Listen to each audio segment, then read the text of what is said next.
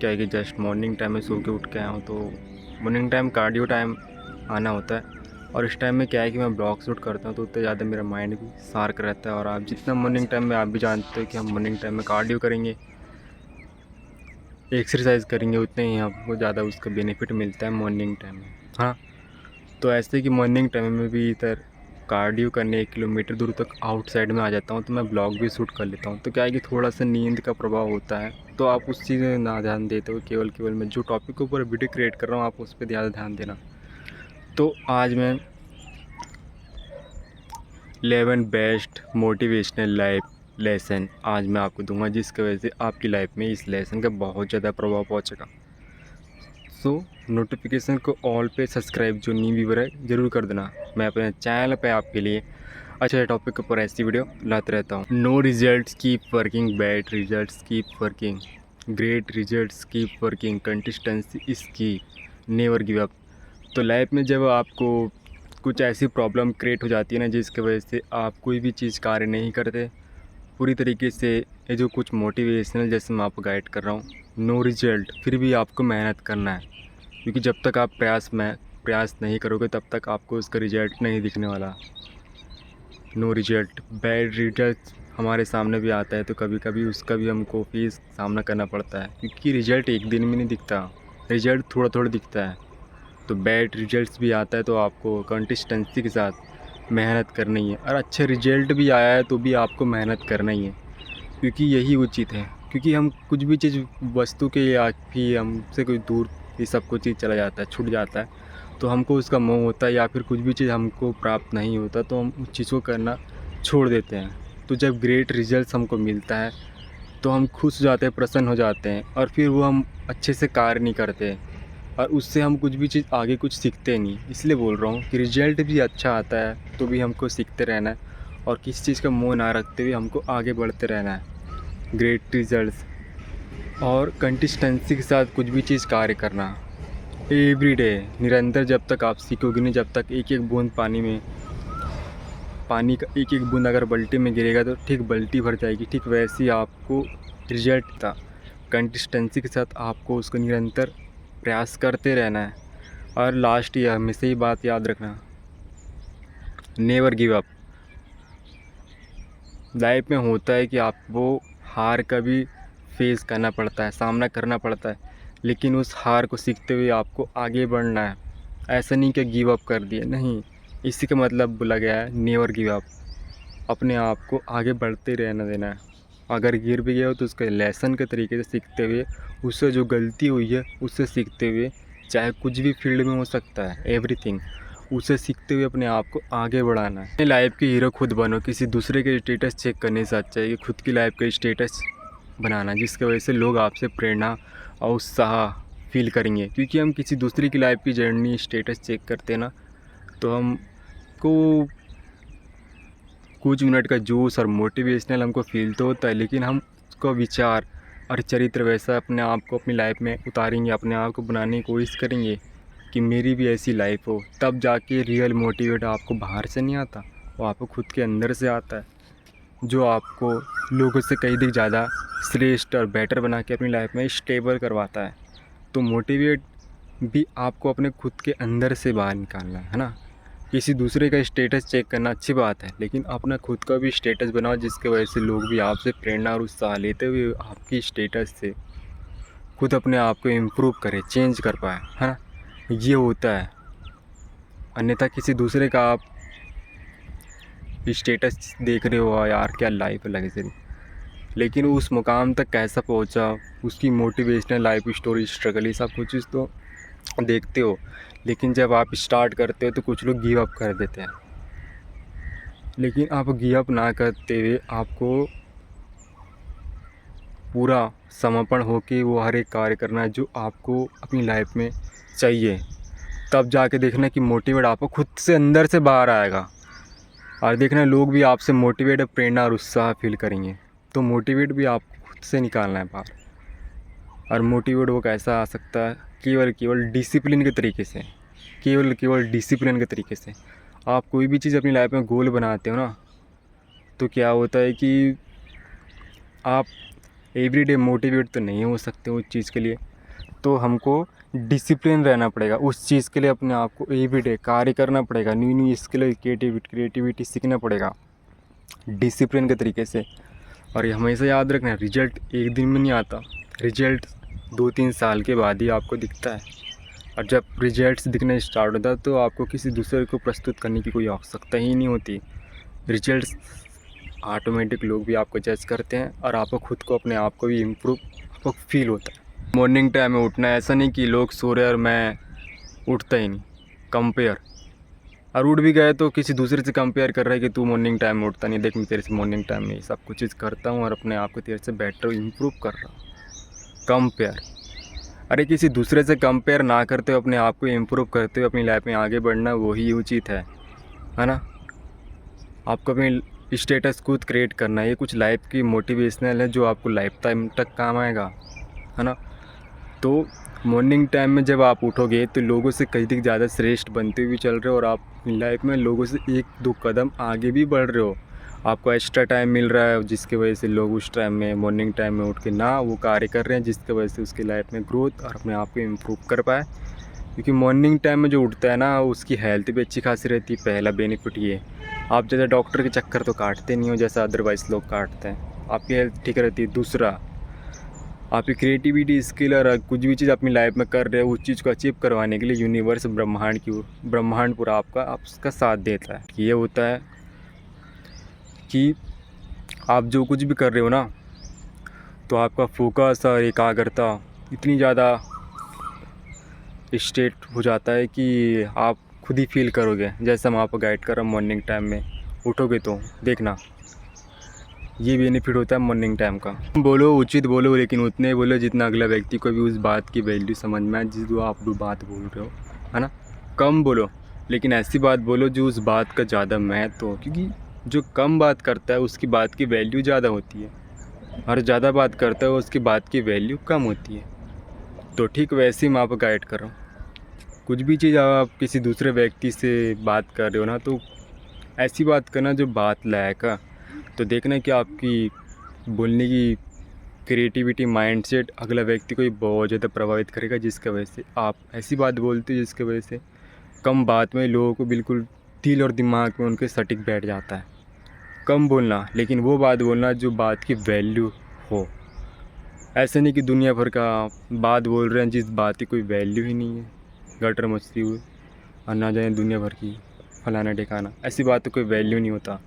जो बात की वैल्यू होती ना वो बात आप बोलोगे ना अगला व्यक्ति को भी, और आप वैसे ही अच्छा विचार चिंतन हो के सोचोगे ना तो देखना आपका चरित्र भी अच्छा बनेगा और अगला व्यक्ति को भी आप बात करोगे तो देखना कि उस बात की भी वैल्यू आपकी लोग करेंगे और आपकी रिस्पेक्ट इज्जत भी ज़्यादा करेंगे और आप अट्रैक्टिव बन जाओगे लोगों के लिए, एक प्रेरणा उत्साह जिसकी वजह से लोग भी करेंगे कि हमको भी वही बात करना चाहिए जिसकी वो बात की वैल्यू होती है। आपको फ़िटनेस से भी थोड़ा कनेक्ट भी होना पड़ेगा। मैं आपका फ़िटनेस से थोड़ा कनेक्ट होने इसलिए बोल रहा हूँ क्योंकि फ़िटनेस एक ऐसी चीज़ है जो आपको फिज़िकली और मेंटली डिप्रेशन ऐसी एंजाइटी से दूर करवाती है। अट्रैक्टिव तो आपकी बॉडी होती है लेकिन आपके शरीर मसल मास भी आता है और आप हेल्दी भी रहते हो। आपको ज़्यादा एंजाइटी स्ट्रेस और डिप्रेशन जैसी चीज़ का सामना नहीं करना पड़ता। जैसी अभी वर्तमान में मान के चलो कि कोई बॉयज़ है नॉर्मल मैन, उसको पता ही नहीं कि फ़िटनेस से डिप्रेशन एंजाइटी स्ट्रेस कम होता है, तो क्या करेगा, दारू पिएगा, एल्कोहल, ये सब कुछ चीज़, मुन्नी बदनाम हुई, सिलक की जवानी, ब्रेकअप वाली कहानी यही सुनेगा। और जो यंग मैन स्ट्रॉन्ग मैन क्या करेगा, तो ये सब कुछ चीज़ उसके साथ अगर कुछ गलत, ये सब कुछ डिप्रेशन एंजाइटी उसको फील हो रहा है तो जिम में जाके एक्सरसाइज करेगा और देख वो ये एक्सरसाइज के वजह से वो अपनी पर्सनालिटी को भी इम्प्रूव तो कर रहा है लेकिन डिप्रेशन एंजाइटी वो अपने आप से दूर भी कर रहा है। तो अपने आप को थोड़ा फिटनेस से कनेक्ट करना पड़ेगा। तो देखना कि आपको बहुत अच्छा, आपकी लाइफ में बहुत ज़्यादा चेंजेस आएगा। आपको सबसे पहला बेनिफिट ये मिलता है फिटनेस से कनेक्ट होते हो, डिसिप्लिन। दूसरा स्पिरिचुअल। तीसरा बेसिक रिस्पेक्ट इज्जत आपको पता चल जाता है। और पाँचवा फ्रेंडशिप भी सेम माइंडसेट अलग रखते हो और गर्ल्स के प्रति देखने का नज़रिया भी आपका बदल जाता है। क्योंकि आप जब फिटनेस में आते हो सबसे पहले आपकी लड़ाई वीर से ही होती है। आपकी सोचने समझने क्रिएटिविटी सब कुछ चरित्र आपका बदल जाता है कि आपको ब्रह्मचर्य का पालन करना है, स्त्री के प्रति सही और पॉजिटिव सोचना है। ये बेनिफिट होता है जब आप अपने आप को फिटनेस से कनेक्ट करते हो। तो बिलीव इन योरसेल्फ, हमेशा अपने आप में विश्वास करना। किसी दूसरे के ऊपर विश्वास करके अपनी लाइफ में आगे बढ़ते हैं ना और गिर जाते हैं, तो क्या होता है कि आप अपने आप को उतना विश्वास नहीं करते जितना विश्वास अगले व्यक्ति के ऊपर करते हो। इसलिए बोल रहा हूँ कि ऑलवेज़ बिलीव इन योरसेल्फ, हमेशा अपने आप में ज़रूरत से ज़्यादा अदरवाइज लोग से विश्वास ज़्यादा करना। तो देखना कि आपको वो ईगो नहीं है, कॉन्फिडेंस है और आपको खुद का ऊपर विश्वास है, जो लोगों से आपको अपनी लाइफ में बहुत ज़्यादा श्रेष्ठ बनाएगा। किताब में लिखी हुई चीज़ हम तो वक्त आने में भूल जाया करते हैं, लेकिन रियल लाइफ के लेसन जब हमको दिमाग में पड़ता है ना, जैसे स्ट्रगल और लोगों का चरित्र, विश्वास कितना है कितना नहीं, ये सब कुछ चीज़ आपको ज़रूरत ज़्यादा रियल लाइफ में जब आप एंटर होते हो ना, तब आपको वास्तविकता समझ में आती है कि लोगों का चरित्र कैसा है ना। किताब में लिखी हुई चीज़ें ज्ञान केवल उतना सीमित मात्रा होता है जितना ही स्कूल लाइफ में दिया गया है बस, लेकिन हमको अदरवाइज़ उससे कई ज़्यादा ज्ञान हमको रियल लाइफ से और माया रूपी संसार को छोड़ने से ही प्राप्त होता है। आपका यहाँ पे कोई साथ नहीं देता जब स्ट्रगल ये सब कुछ फेस करते हो। तो स्कूल लाइफ में तो आप नकल मार के पास हो सकते हो, लेकिन रियल लाइफ में आप नकल मार के पास नहीं हो सकते। यहाँ पे खुद अपने आप को तपाना पड़ता है, लोगों से फ़ाइट करना पड़ता है, करियर से फ़ाइट करना पड़ता है, अपने आप से फ़ाइट करना पड़ता है, तब जाके आप कुछ मुकाम अचीव अपने आप को अपनी लाइफ में स्टेबल कर पाते हो, है ना। तो आपको समझना पड़ेगा, स्कूल लाइफ में आप नकल मार के पास हो सकते हो, लेकिन रियल लाइफ में आप नकल मार के पास नहीं हो सकते। यहाँ पे फेस टू फेस से सामना करना पड़ता है, और यहाँ पे आपको कोई साथ नहीं देता, आपको खुद उसका सामना करना पड़ता है रियल लाइफ में, तब जाके आप पास होते हो। अन्यथा फिर वही है, जो आप बनना चाहते हो वो भी नहीं बन सकते। वही 90% लोग के बीच में अपने आप को दबा के फिर मार दोगे। तो आपको समझना पड़ेगा, स्ट्रगल, प्रॉब्लम, ये सब कुछ चीज़ का फेस करना पड़ेगा अपनी लाइफ में। अचीवमेंट करना चाहते हो अपनी लाइफ में, स्टेबल लाना चाहते हो, तो गोल के प्रति हो सकता है या फिर कुछ भी चाहे आप स्टार्ट कार्य कर रहे हो, तो अकेले ही उसका सामना करना पड़ता है। समझना पड़ेगा आपको। ये पंच तत्व से बना है हमारा शरीर, मिट्टी की देह है, उसी पे ही मिल जाना है। किसी चीज़ का मोह नहीं करना। और जब किसी चीज़ का मोह ही नहीं होगा तो आपको किसी चीज़ का भय, ये सब कुछ चीज़ भी नहीं सताएगा। क्योंकि हमको इस चीज़ का मोह होता है ना, तो हमको उसको छोड़ने का भी भय होता है। ये अगर मैं इसको छोड़ दिया तो अरे यार मेरे में क्या फील होगा, ये सब कुछ चीज़, तो ये सब कुछ चीज़ सोच के चलना ही नहीं है। पंच तत्व से बना हमारा शरीर मिट्टी की देह है। किसी चीज़ का आपको मोह नहीं होगा ना, तो वैसे आपको मोक्ष भी प्राप्त हो जाएगा। क्योंकि माया रूपी शरीर जो हमारा रचा गया है ना, पंच तत्व से, समग्र संसार की ऊर्जा और ये नेचर की प्रकृति से, है ना, माया रूपी शरीर, तो इसका भी हमको मोह नहीं रहेगा ना, तो हमको मोक्ष आराम से ही प्राप्त हो जाएगा। क्योंकि माया रूपी चीज़ में जब अपने अपना ध्यान, अपनी सारी उस भोग विलास, ये सब कुछ चीज़ के चिंतन करते हैं ना, तो हम ये सब कुछ चीज़ से ऊपर उठ ही नहीं पाते। जब सत्य यही है कि आप मरोगे तो अकेले ही जाओगे, तो आप किसी चीज़ का मोह करोगे ही नहीं, तो आप अपनी लाइफ में शांति भी प्राप्त कर पाओगे। क्योंकि अशांति हमको तभी फील होता है जब हम किसी चीज़ को छोड़ने या फिर ये सब कुछ चीज़ का भय होता है। बाहर की अशांति से डरोगे तो भीतर की शांति कैसे प्राप्त कर पाओगे? और वो शांति आपको अंदर ही महसूस होगी तब, जब आप किसी चीज़ का मोह नहीं करोगे तब। लेकिन आपको इस ब्रह्म ज्ञान तक ऐसा आने के लिए अपने आप को थोड़ा मेडिटेशन की तरफ थोड़ा ध्यान देना पड़ेगा।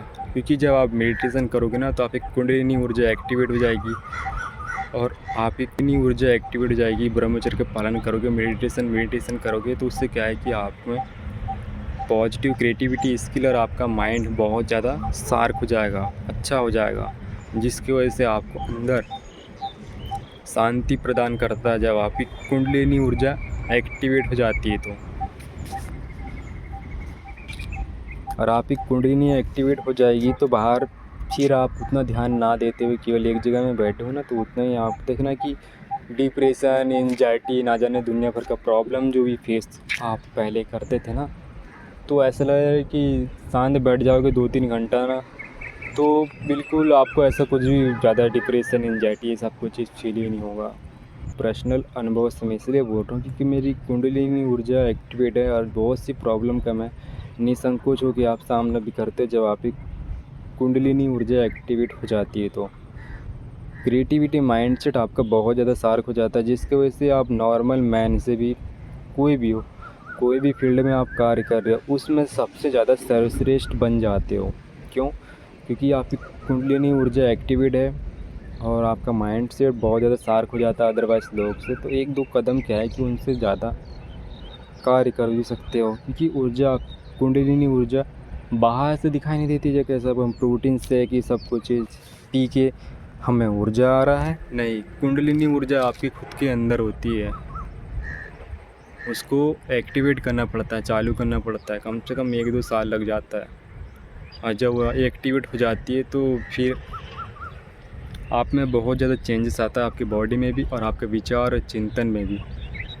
देखना कि आपकी लाइफ में बहुत ज़्यादा प्रभाव डालता है जब आपकी कुंडलिनी ऊर्जा एक्टिवेट हो जाती है। तो लाइफ में जब तक आप अलोन रहोगे नहीं तब तक कुछ भी चीज़ अचीव करोगे नहीं, क्योंकि अलोन रहोगे तभी आप अपने वास्तविकता और अपनी क्षमता और पोटेंशियल को पहचान पाओगे।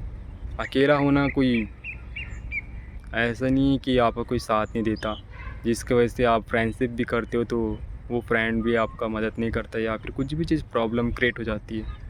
होता है कुछ लोग के साथ ऐसा। तो अकेले रहना, जितना आप अकेले रहोगे उतना आप अपने आप को गहराई से समझ पाओगे, और जितना आप अपने आप को गहराई से समझ पाओगे उतने ही लोगों से कहीं दिख जाता है श्रेष्ठ बन पाओगे। तेरे से ज़्यादा मेरे में कितनी काबिलियत है।